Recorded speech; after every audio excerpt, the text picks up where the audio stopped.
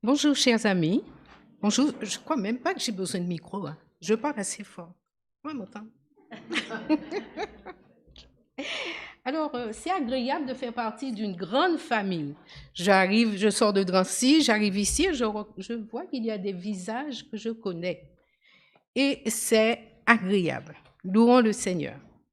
Eh bien, ce matin, je vais vous parler, je vais vous parler d'une expérience que deux jeunes femmes ont vécue. Deux amies. Elles se connaissaient très bien et elles avaient un point commun. Et ce qu'elles avaient en commun, c'est elles avaient c'était pas professionnel, mais elles avaient comment je dirais, elles avaient une passion, mais quelque chose vous savez ce que c'est qu'avoir une passion pour quelque chose qu'on aime, et puis quand on est là-dedans, on n'a ni faim, ni soif, rien du tout. Elles avaient une passion, et leur passion, c'était la couture.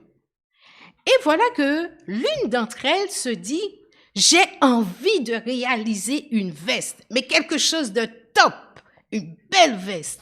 Mais comment faire? Quand on est professionnel, on prend les ciseaux, le tissu et tac, tac, tac, tac, tac, et ça va, c'est fait. Mais quand c'est une passion, c'est pas pareil. Et alors, pour réaliser cette veste, il lui fallait d'un modèle. Elle n'avait pas le modèle. Alors, elle raconte cela à son amie. Elle lui dit qu'elle veut réaliser une veste, mais elle n'a pas le modèle.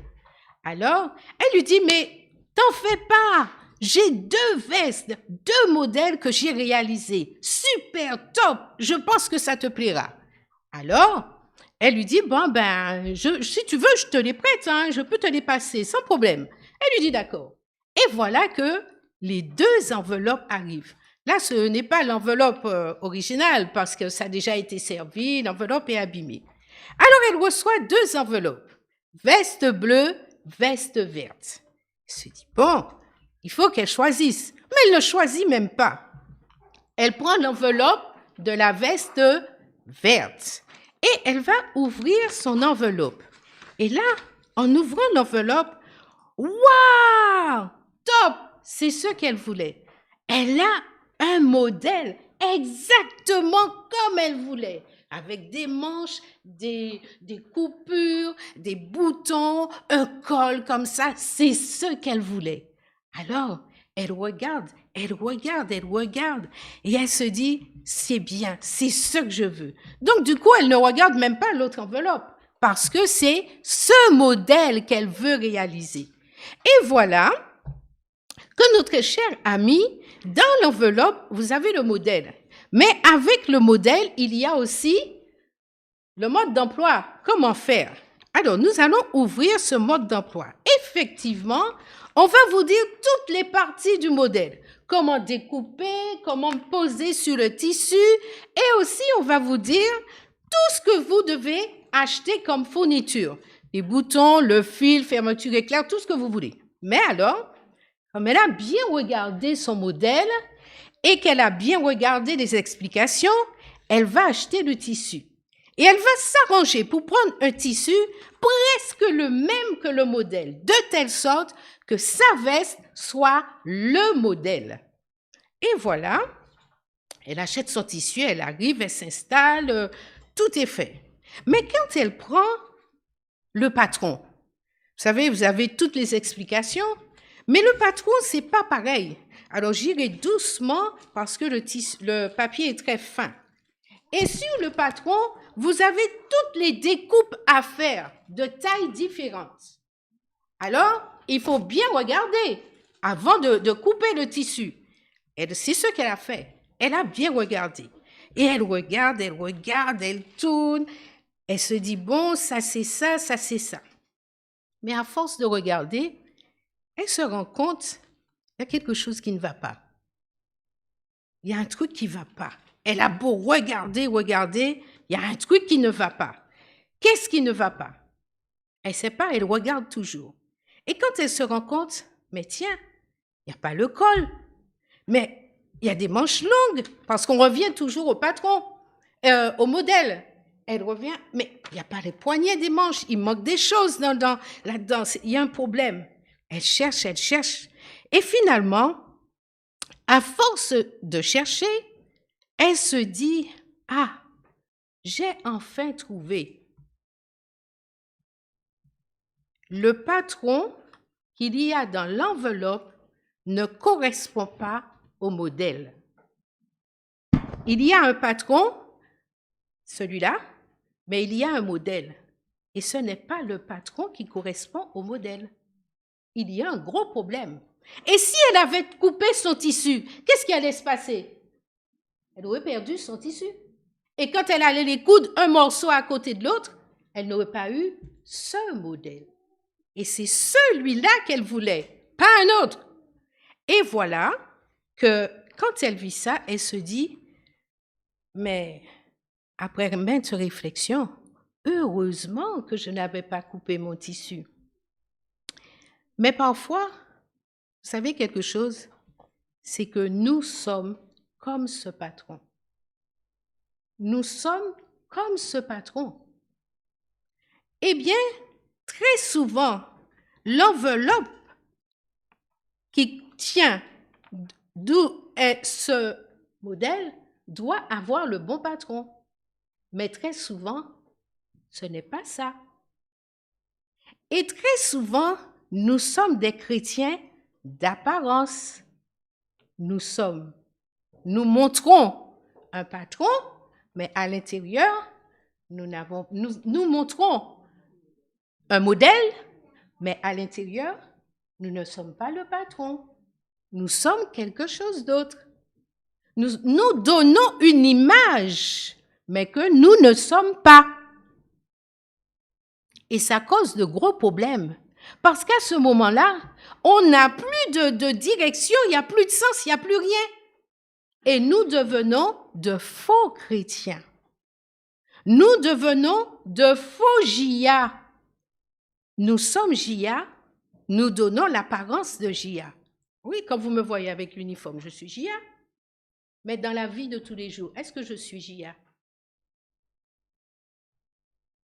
C'est ça. Et exactement, c'est ce qui se passe. Donc, nous avons une belle apparence. Nous montrons quelque chose de beau, de formidable, un langage facile. Nous avons toutes les réponses. Mais par contre, n'allez pas dans ma vie. Parce que vous serez déçus.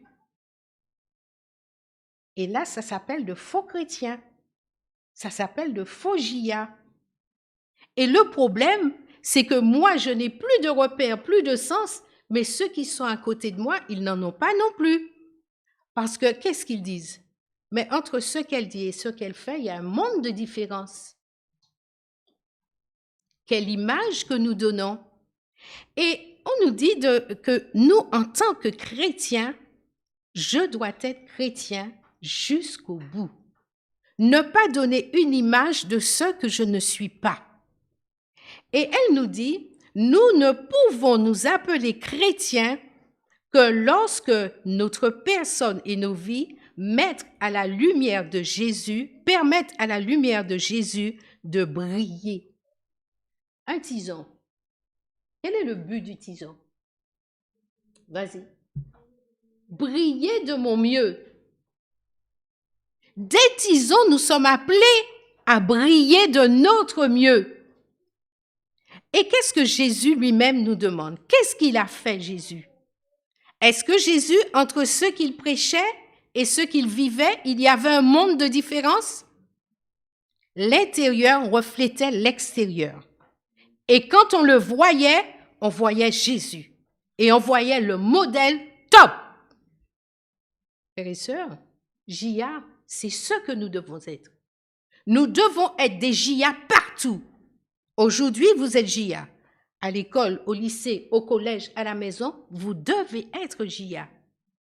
Parce qu'autrement, il y a un problème. Et elle nous dit que chaque pièce du motif correspond à notre vie. Et tout doit correspondre aussi à l'image qui est sur l'enveloppe. Et cette image, est-ce que nous avons une image? Est-ce que nous avons une image? Ma sœur, quelle est ton image? Exactement. Ma troisième enveloppe. Mon modèle, c'est Jésus. Pour vous, Tison, Explo, papa, maman, notre modèle, c'est Jésus. Il n'y a pas d'autre. Et je vais vous inviter à lire 2 textes. Et si quelqu'un a trouvé, peut le lire. 1 Corinthiens, chapitre 11, le verset 1. Et le deuxième texte dans Philippiens 3, le verset 17. Si quelqu'un a trouvé, il peut le lire.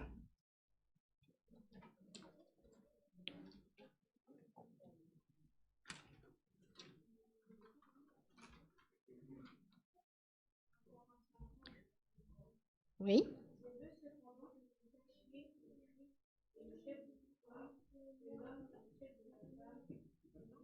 Non, 1 Corinthiens, chapitre 11, le verset 1er.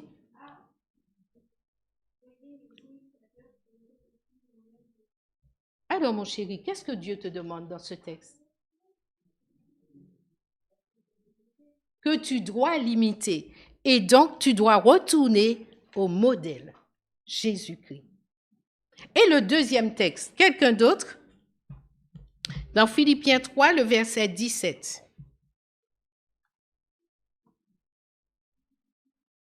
Philippiens 3, verset 17. Soyez tous mes imitateurs, frères, et portez les regards sur ceux qui marchent selon le modèle que vous avez en nous. Qu'est-ce que Dieu nous demande? Que nous soyons adultes, que nous soyons tisons, explos, bourgeons, compagnons, pasteurs, anciens, tout ce que nous voulons. Le texte nous dit, Dieu nous demande, soyez mes imitateurs. Soyez mes imitateurs. Et il nous dit que nous devons être des imitateurs, mais de qui? Du modèle. Et le modèle, c'est Jésus. C'est lui mon modèle, personne d'autre. Je dois toujours avoir les regards sur Jésus. Et ma vie doit refléter le modèle qui est Jésus. Et à partir du moment que Jésus est dans ma vie et qu'il est mon modèle, je dois être un modèle pour les autres. Donc, à l'école, au lycée, au collège, vous devez être des modèles pour ceux qui vous entourent. Et comment je peux être un modèle? Parce que là, dans l'enveloppe, il y a aussi le plan de travail, il y a le patron. Mais où est mon plan de travail? Où est mon patron? Pour que je puisse imiter le modèle. Eh bien, tout se trouve dans la parole. C'est ça, mon patron. Mon modèle, c'est Jésus. Et pour arriver à ce modèle, je dois avoir mon patron. Et mon patron, c'est la parole. Mais chaque pièce de ce patron, il existe dans la parole. Alors, j'ai aussi, donc, je ne peux pas prendre tout le patron ce matin. Mais j'ai pris un seul texte du patron qui va un peu englober tout le reste. Et ce texte, il se trouve dans Galates, chapitre 5, le verset 22. Et ce texte nous dit quelles sont les différentes pièces qu'il doit avoir dans... Oula, c'est tellement uni que c'est... Voilà. Voilà. Voilà toutes les pièces. Voilà toutes les pièces. Eh bien, voilà toutes les pièces que je dois avoir dans ma vie. Je dois vivre cela. Et quand je vais vivre ça dans ma vie, tout sera rassemblé et je serai à l'image du modèle. Frères et sœurs, vivons-nous l'amour? Vivons-nous la joie? Quand vous passez dans la rue et que quelquefois vous voyez la personne a une tête que vous dites, il faut peut-être que j'évite de monter sur ses pieds, hein? Ou encore vous vous demandez si je dois lui dire bonjour. Et ça fait tellement joli que quand vous arrivez le samedi, vous voyez la même personne assise à l'église. Ah, quelle belle partie de ma vie de vivre la joie. Eh bien, vous savez, nous devons vivre tous ces petits morceaux les rassembler et avoir le grand patron pour être au modèle, celui-là qui est Jésus-Christ. Et il nous est dit aussi, merci Evelyne, il nous est dit, cette jeune femme, elle nous encourage à être honnêtes. Elle nous encourage à être honnêtes avec nous-mêmes. Ne donnez pas une image que vous n'avez pas. Soyons honnêtes. Dieu ne plaisante pas. Que vous soyez exploits, tisons, bougeons, Dieu ne plaisante pas. Soyons honnêtes avec nous-mêmes. Soyons l'image que nous donnons. Donc, ce que je fais doit parler plus fort et doit dire qui je suis. Être fidèle à nous-mêmes. Je suis chrétien, pas le samedi seulement. Je reste fidèle à mon modèle. Donc, je reste fidèle aussi en ce Dieu que je crois, en moi aussi. Et donc, la prière qu'elle nous laisse aujourd'hui, elle nous dit, « Cher Jésus, sois mon modèle aujourd'hui et chaque jour. Que chaque pièce du motif de l'enveloppe soit la bonne pour s'adapter à toi, à moi et te ressembler. » Et je vais revenir sur le texte que je ne connais pas son prénom, qui nous a lu tout à l'heure, le texte de Jacques 5, le verset 12. Jacques 5 nous a dit tout à l'heure, « Avant toute chose, mes frères, ne jurez ni par le ciel, ni par la terre, ni aucun autre serment. C'est lui mon modèle, personne d'autre. Personne. N'allez pas voir ailleurs. Ne prenez pas le copain, l'ami, le prof de sport ou tout ce que vous voulez pour être le modèle. C'est Jésus mon modèle. Je peux avoir des amis, tout ce qu'on veut, mais Jésus mon modèle. Personne d'autre. » Et Jacques va continuer en disant, mais que votre oui soit oui, que votre non soit non. Arrêtez. Soyons francs, soyons honnêtes. Et il nous dit, et que votre non soit non, afin que vous ne tombiez pas sous le jugement. Quand nous ne sommes ni oui ni non, vous savez, les gens systématiquement vont porter un jugement sur vous, hein? Et là-haut, nous allons passer aussi là-haut au jugement.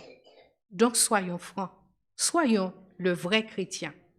Et là, pour terminer, je vais vous laisser cette petite phrase où il dit, « Assurez-vous que Jésus est toujours votre modèle. » Amen.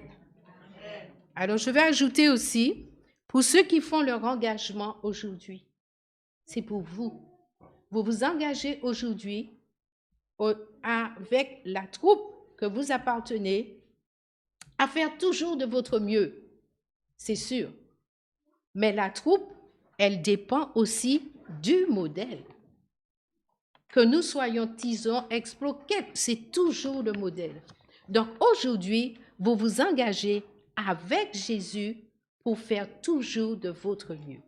Alors continuez et chaque jour, revenez au modèle pour que vous puissiez chaque jour avoir une vie, non pas comme vous l'entendez, mais comme ce modèle. Jésus vous le demande. Que Dieu vous bénisse.